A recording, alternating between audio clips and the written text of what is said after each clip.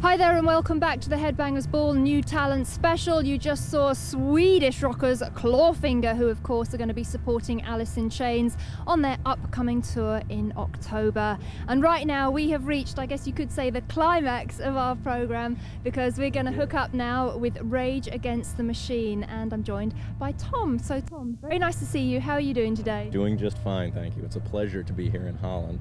Great. We can turn the clock back a little while, just back to Lollapalooza, where you were playing in America. How did that go for you? Oh, it was great. I mean, we got to play with a lot of bands that were friends, Tool and Alice and Primus and all. It was great. I mean, we played to a large audience of relatively open-minded people. You know, we had a few problems, like with t-shirt prices and things like that, but for the most part, it was great. And you've been doing a few shows over in Europe as well. Yeah, it's festival time when we're here. We played Reading, and we played a festival in Belgium yesterday and today in Holland, and then we're playing some headlining shows on our own, and ending up with a anti-Nazi League benefit in Brixton. Yeah, Brixton on September 11th. Yes, I was actually going to ask you about that a little bit later on, but I was just wanted to know your thoughts. Why do you think Europe was first to catch on to Rage Against the Machine before the States? I think principally it has to do with the intense censorship we have in the United States against confrontational artists. I mean, you simply can't hear, under the guise of the alleged moral decay of society, you can't hear the word fuck on the radio or on television. You know, when it's obviously, to me, it seems like it's obviously a smoke screen to keep people's minds off larger issues. But over here, that doesn't seem to be as much of a problem, and so the access to people is a little easier. You guys, you come from a lot of different ethnic backgrounds, and that I believe that, well, I feel that that's added a lot of flavour to your music. Do you think that's also given you a lot more credibility in your message? Oh, I don't know about it from a credibility standpoint. I mean, whatever color your skin is, if you're telling the truth, you're telling the truth. You know, that's what it boils down to.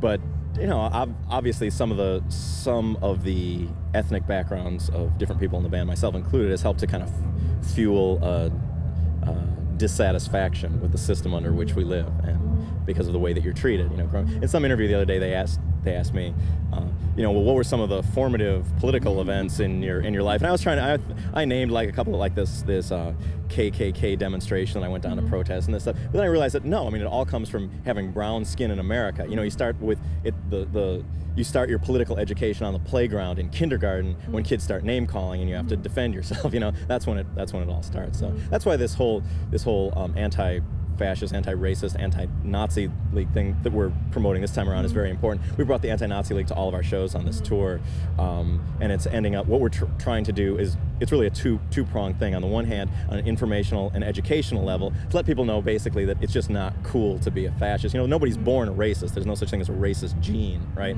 And all of that end of it is leading up to on October the 16th, there's an anti-Nazi rally in Welling to protest the British National Party, which is a creeping disease that you all have over there.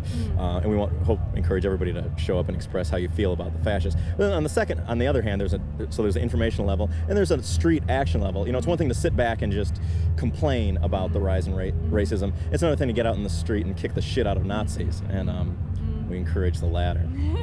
I must say that you are one of the few bands that actually puts that message across, and also you do a lot of you know, benefit gigs and so on, so you're actually working at it at that level as well, as you just said. So thanks, Tom. We're going to talk to you a lot more. We've got some Rage live performance coming up as well, but right now we're going to go into a video and we're going to see Rage Against the Machine, Killing in the Name, and we'll be back with Tom a little bit later on.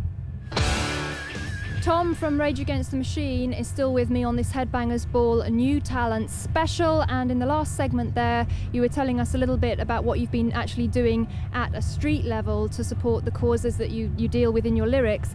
Do you think that the band still retains an underground feel, the same underground feel that resulted in your first showcase in New York being sold out like weeks in advance? Yeah, absolutely. I mean, that's one thing that, even with over here, it's kind of frightening. You know, I see some kids who are about 11 or 12 years old with Rage shirts on, but I've got no problem with that. You know, start the indoctrination young is my belief. But yeah, I mean, what we do is completely unwatered down. You know, whether it's in the lyrics or in the music or in interviews, just trying to tell the truth is what it's all about. So it's got it's sort of immaterial whether there's 5 people in the audience or whether there's 40,000. That's what it boils down to. Because I know in your previous band you had some like record company BS to deal with, bullshit.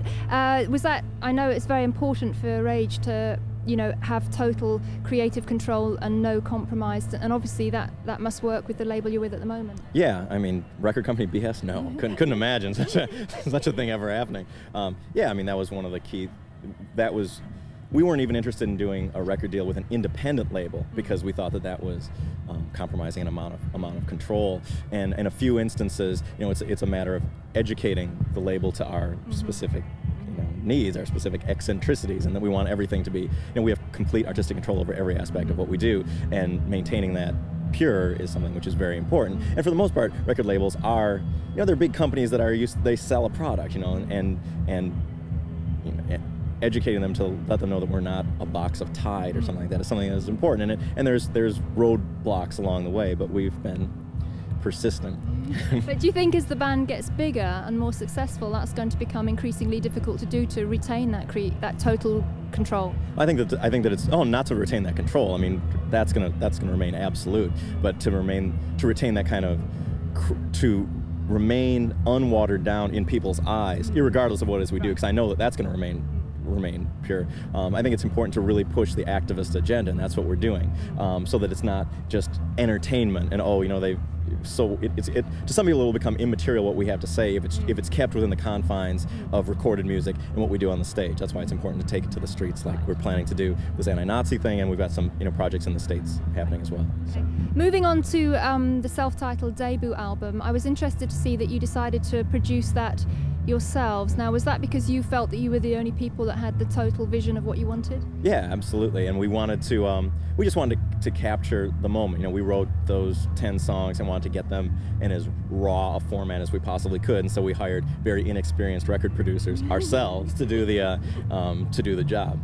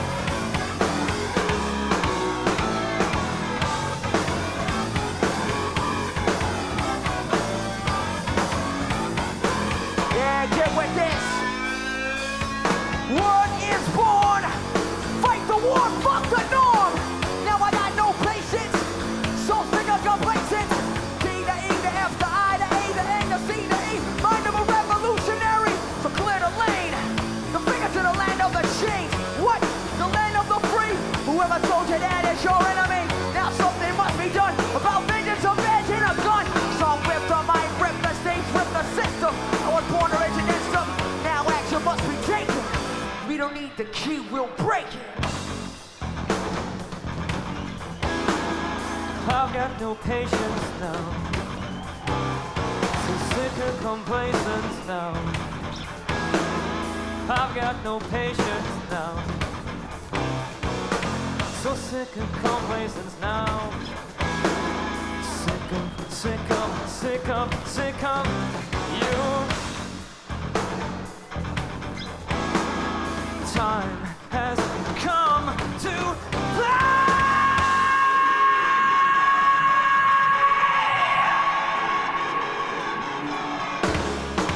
No, you're enemy. Okay, we've got a few more moments to talk to Tom from Rage Against the Machine. And Tom, you've done a lot of touring over the past few months, and you've supported so many different bands like Porno for Pyros, Ice-T. I was asking actually Stone Temple a similar question. Do you think that the fact that you can support so many diverse bands actually shows that your music crosses a lot of boundaries as well? Yeah, I think that a lot of credit has to be given to the audience too, to be accepting of different, you know, we've played with Public Enemy and we've played with, you know, Tool, and they're two very different bands, and it seems to go down, but the pit looks exactly the same at both of those shows. I think that, you know, it was, you know, to much of the credit of bands like Living Colour and Public Enemy and Jane's Addiction, who like kind of began to break down the barriers between different genres of music. And then there are bands that are coming along now, which I see ourselves as one of, that are completely eradicating those barriers and making it, you know, there's no longer like sort of racial stigmas attached to the different types of music or anything like that, and that's great. Very positive thing, indeed. And we've talked about the album, we've talked about live gigs. What about videos? How comfortable do you feel with making a video? Completely uncomfortable. We have, I mean, I look at it like this, you know, for the most part, what you see on TV is escapist bullshit and sort of just consumer culture, you know, crap and commercials for bands. What we try to do, what we do is, I think, a little more incendiary than your average thing. And so, you know, what Zach has to say is different than what anybody else has to say who's making videos for. It's very confrontational as well. Yeah. And so for that 4 minutes or however long it is to have something completely different and something completely you know, sort of contrary to the whole consumer culture bullshit is something which I think is positive. But there's a, you know, it's an uneasy relationship we have, but one that we're willing to try to exploit for our own ends. Well, it gets the message across, doesn't it? So, now in a recent article, if I can quote an unnamed journalist here, he described your music as a weapon and your name as a political agenda. Does that description please you? That sounds pretty flowery, but he didn't mention that we rock. He did. No. Yes, that sounds exactly like what. Yeah, I mean, the name is the name. We chose the name because it's, you know, at the time everybody was picking one-word noun names, you know, like Nirvana, kind of aping Nirvana, and there were all sorts of wolves and tools and this and that. Not that I have anything against those bands, but we wanted a name that was sort of a directive as well as summing up what we do. But the machine can be your next door neighbour, it can be somebody that's giving you a load of hassle, it can be the government, it can mean anything really, can't it? Yeah, well, I mean, the machine can be any of the sort of the tentacles of the overall, you know, capitalist bureaucracy that tries to dehumanize and just make you a consumer cog in it. And whether that's the police on the streets who intimidate and harass the minority communities, underclass communities, to the overall, you know, to the media conglomerate, which twists issues and tries to make people, you know, in between every few videos there's a consumer there's a commercial for beer or something like that. Just keep your minds off it, kids. Don't worry about the fact that a tiny percent of the population controls a huge percent of the resources. Just buy. That's what it's about. So we're all that machinery. We're raging against all that shit. Okay, so very quickly, plans for the future. You're going on stage down there pretty shortly. What happens after that? 2 more weeks here in Europe, and then a month off in the States before our final US tour. We're going back in the studio and do the second record, which will probably be out early next year. Right. Okay, well, thank you very much for taking time out to join us. I know you've got a lot on today. We really do appreciate it. Thanks to Tom, and we are just about wrapping up this special edition of the Headbangers Ball, showcasing the very best new talent around at the moment. Let me tell you, next week's show, we're going to be over in Germany, bringing you Headbangers Ball Goes Deutsch, a focus on the German music scene, and that's going to feature the Scorpions in rehearsals for their upcoming European tour. Excellent. So Excellent. You like the sound of that? That's something not to miss there, yeah. So we'll see you next Sunday, same time, same channel, and we're signing off now from the Paradise Festival. Hope you've enjoyed the show. I'll see you next week. Bye-bye.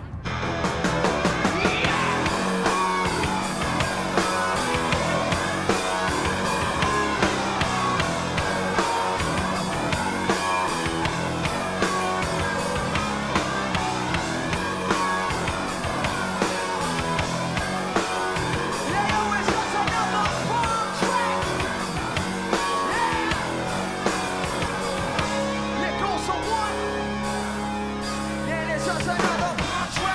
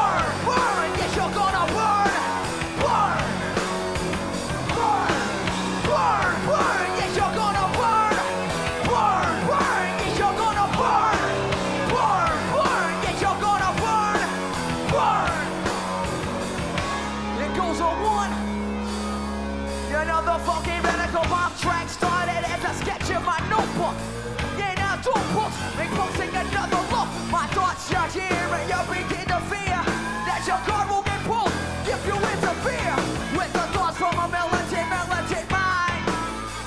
Hard line after hard line. They losing power wars on my people, they don't turn. The seats I ignite and they watch them burn.